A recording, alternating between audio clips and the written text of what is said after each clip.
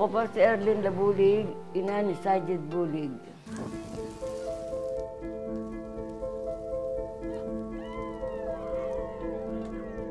Hindi ko alam na kaya siya namatay na nagip siya.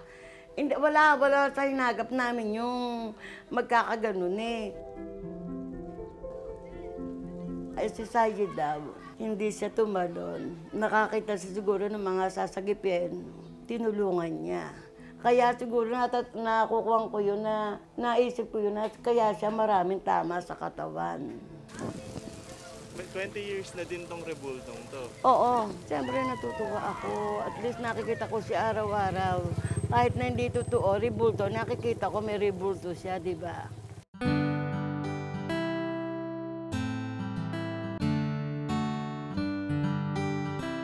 Eto si Sajid, 13 gulang na siya. Siguro 2 buwan bago siya nakuna na to bago siya namatay.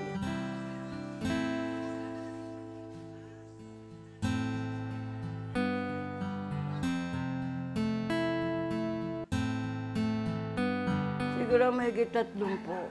Kasi yung iba nga ay nasira, dahil nababaha.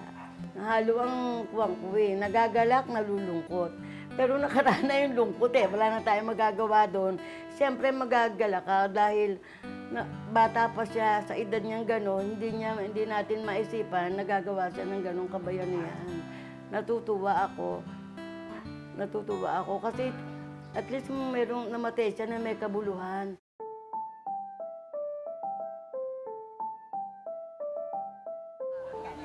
Sipo, maging maayos lang po tayo sa... Dali lang. Nandun pa rin yung alaala nung trahedya ng pagoda. Lalo ngayon, nandyan may pagoda ulit.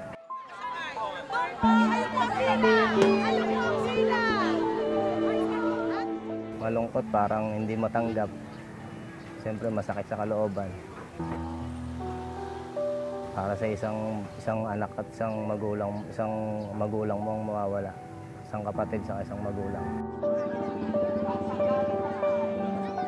Yan, napupuno ka ng grasya. Ang Panginoon Diyos ay sumasayo. Kung saan pinagpala sa babae ng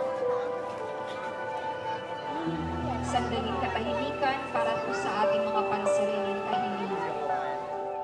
Anong pakiramdam mo ngayon na may pagoda ulit?